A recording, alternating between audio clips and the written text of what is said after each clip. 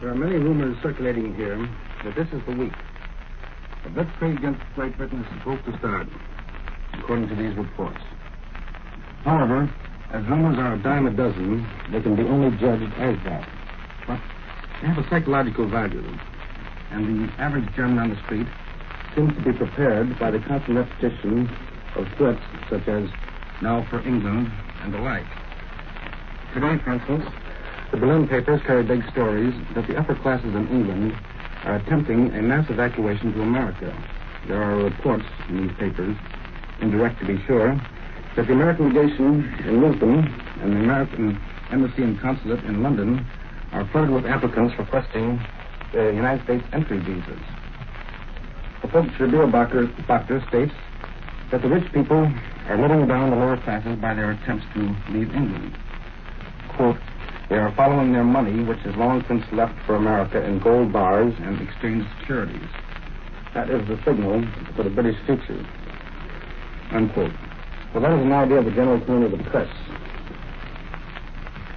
Yesterday, the capture of the British Channel Islands of Guernsey and Jersey was reported by the Germans. The other small islands of that rocky group off the French coast are also under German control.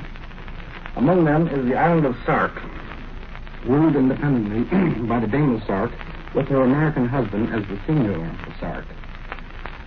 She has a special charter from the King of England, allowing her to govern the island as she sees fit, without any interference from London. This tiny domain is the oldest completely independent principality in the United Kingdom. It is expected here that the State Department in Washington may request the German government to grant an extension in time necessary for the closing down of the American legation in The Hague and in other capitals now controlled and occupied by German troops. According to a note yesterday delivered by the German Foreign Office, the American government is requested to shut down its diplomatic missions in Belgium, Holland, Luxembourg, and Norway. This is supposed to be done by July 15th, or in less than 2 weeks' time.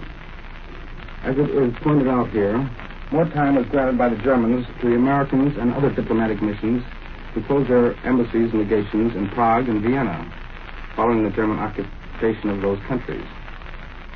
For instance, the American legation in The Hague is taking care of the interests of 7 countries in addition to its routine duties. These countries are Great Britain, France, Belgium, Luxembourg, Canada, Egypt, and South Africa. Then there are approximately 650 Americans in Holland, stranded there without communication with the outside world. Of this number, over 350 have asked the American legation to help them to leave the country as soon as possible. However, no particular progress along this line has been reported as yet. In Belgium, there are approximately 70 Americans who have asked to be evacuated. But with a general war situation, the problem for Americans of finding both steamship accommodations and a port to leave is becoming more and more difficult. The French coast is in the hands of the Germans. The Mediterranean is a naval battleground. There are no accommodations available at the Arctic port of Petsamo in Finland. And the task of trying to get from Germany or Italy to Spain and Portugal is almost impossible without special credentials such as a diplomatic passport. The French government will be allowed to operate a radio station under German supervision for a special and official broadcast, it is reported here. The French radio service will be established in Paris for this purpose, to be controlled by the Germans. And official speeches, like those recently made by General Pétain, will be broadcast to the French people. Banks are to be reopened in Paris in a few days. However, as expected, their transactions will be limited because of the occupation and the general upset in the financial situation. There's a brief note in the papers today that henceforth Germans who wish to purchase a bicycle will have to get a special permit. And bikes will only be sold to those who show that they are in real need of this form of transportation. This is Edwin Hartridge. I return you now to Columbia, New York. Now more news from Europe, this time to the Italian capital for the report by Cecil Brown. Go ahead, Rome. This is Rome. General mobilization is to be decreed in Hungary at midnight tonight. This was announced in a dispatch from Budapest appearing in today's Rome newspaper, Il Messaggero. However, an authorized source told me a few minutes ago that the Italian government has no official notice of such mobilization. Flights at the Hungarian-Romanian frontier are reported in the fascist press that 30 persons have been killed. All army leaves have been canceled, and the Budapest dispatch says Hungary expects unusual developments.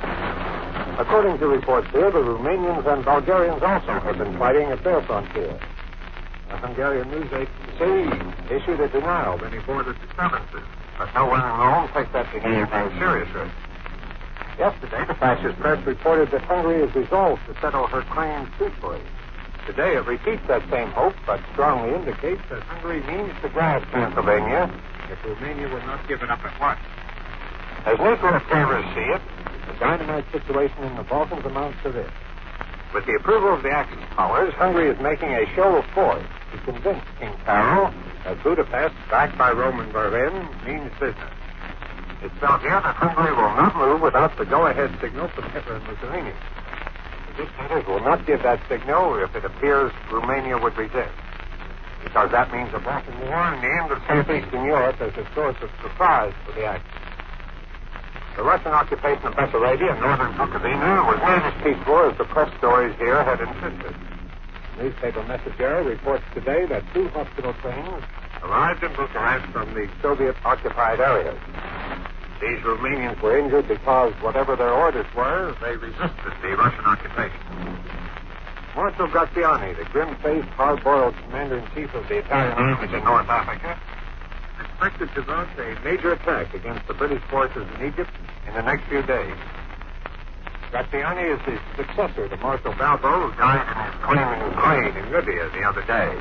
Graziani is partial to the dynamic type of warfare and is especially able in handling motorized units. Not one of us can envy those soldiers on the sands of Libya at this time of the year. I've been through that desolate desert frontier area. There are few places more barren and few places any hotter.